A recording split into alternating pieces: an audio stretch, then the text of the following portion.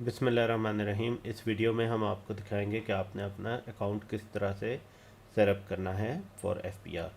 तो सबसे पहले आप जाएंगे लॉगिन पे इनटू आवर कंपनी, और यहाँ पर जाके आप अगर नई फर्म है तो क्रिएट माय अकाउंट करेंगे।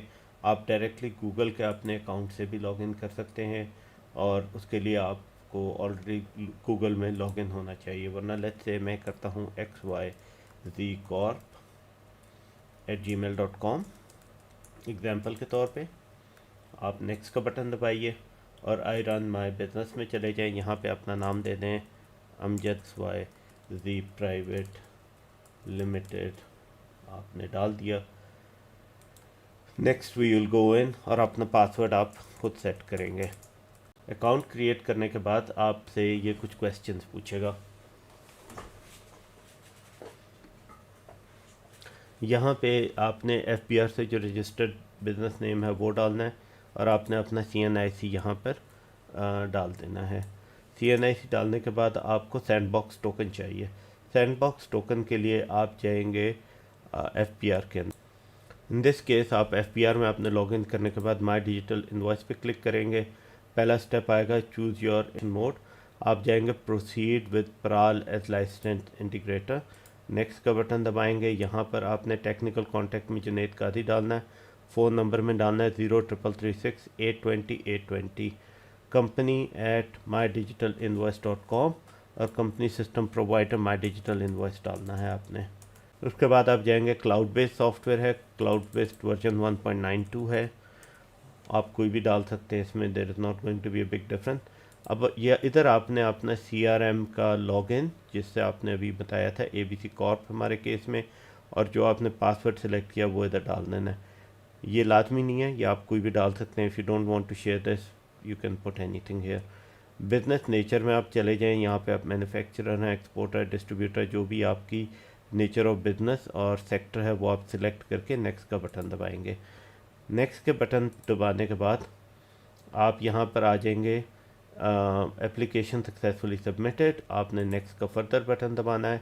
यहाँ पे ये आपसे पूछेगा कि होस्टिंग सर्वर, आपने ट्रांसवर्ल्ड डालना है, TRANSWORLD, hosted server company Pakistan, और IP एड्रेस में आपने डालना है 110.93.223.251। IP डालने के बाद आपने सबमिट का बटन दबाना है, और यहाँ से जब आप नेक्स्ट का बटन दबाएंगे तो अब आप API पे आ गए। API की पे जब आप क्लिक करेंगे तो आपको यहाँ पे NA लिखा आएगा। इनिशियली 2 घंटे लेता है FPR API की प्रोड्यूस करने के लिए। हमारा एक्सपीरियंस ये है कि विद इन 1 आवर हो जाता है। तो अब आप वेट करें 1 घंटा। जब आप 1 घंटा वेट करने के बाद दोबारा लॉगिन करेंगे तो आपको यहाँ पर पूरे का पूरा टोकन नज़र आएगा। आपने ये टोकन कॉपी करना है और इसको वापस हमारे सॉफ्टवेयर में पेस्ट करना है। ये करने के बाद मैंने रन सिनेरियोज़ करने हैं। द मोमेंट मैं ये सिनेरियोज़ रन करता हूँ तो आप देख सकते हैं कि ये सारे सिनेरियोज सक्सेस होते जा रहे हैं। इसमें 2-3 ऐसे सिनेरियोज हैं जो पाकिस्तान में एग्जिस्ट नहीं करते, लेकिन इन्होंने ऑलरेडी सिस्टम में डाले हुए हैं। तो द मोमेंट आपके सिनेरियोज रन होते हैं आप वापस FPR पे जाएंगे और जाके देखेंगे कि वहाँ पर अब आपका प्रोडक्शन टोकन अवेलेबल होगा। देखेंगे तो आपके with in a few minutes आपके ये सारे पेंडिंग सिनेरियोज 2 से 3 मिनट के अंदर अपडेट हो जाता है। सिनेरियोज आपके पेंडिंग 0 हो जाएंगे, सक्सेस इधर आ जाएगा।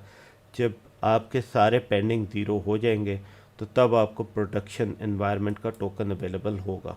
यहाँ पर आपने जाना है अपने, और इधर जाके आपने सिक्योरिटी टोकन कॉपी पेस्ट कर देना है। यहाँ से कॉपी करेंगे आप, और आप वापस हमारे सिस्टम में जाके इसको पेस्ट कर देंगे। That's it. आप यहाँ पर क्लोज़ कीजिए और ये आपने प्रोडक्शन टोकन यहाँ पर पेस्ट कर दिया। That's it. ये आपकी पूरी की पूरी FPR सर्टिफिकेशन कंप्लीट हो गई। द मोमेंट अब आप इसमें आ गए हैं तो आपको इनिशियली ऊपर सैंडबॉक्स एनवायरनमेंट नज़र आएगा। तो आपने सैंडबॉक्स एनवायरनमेंट में जो भी काम करेंगे वो FPR में सबमिट नहीं होगा। सो आपको FBR से प्रोडक्शन एनवायरनमेंट में शिफ्ट करना है। लेकिन मैं आपको सजेस्ट ये करूँगा कि आप शुरू में कुछ इन्वाइसेस जनरेट करके देखिए। अगर वो इन्वाइसेस आपकी प्रॉपरली जनरेट हो रही हैं, you are able to work with the system, तो फिर आप जाइए प्रोडक्शन एनवायरनमेंट पे। क्योंकि अगर आपने ये गलती कर दी कि आपने प्रोडक्शन एनवायरनमेंट में टेस्टिंग में कुछ गलत एंट्री कर दी तो ऑल ऑफ ए सडन आपको फिर एफबीआर से जाके कांटेक्ट करना पड़ेगा, और आपको पता है वो काफ़ी लंबा प्रोसेस होता है। So play with the sandbox environment. जब आप सैंडबॉक्स एनवायरनमेंट में सेट हो जाएंगे, फिर आप प्रोडक्शन एनवायरनमेंट में जाएंगे तो आपके ऊपर से ऑरेंज बार हट जाएगी। तो अभी हम इसी के अंदर ही स्टे करते हैं and let's go create an invoice. तो इनवॉइस क्रिएट करने के लिए सबसे पहले आपको एक क्लाइंट क्रिएट करना है। क्लाइंट क्रिएट करने के लिए आप लेट्स से जाते हैं अनरजिस्टर्ड बायर के लिए।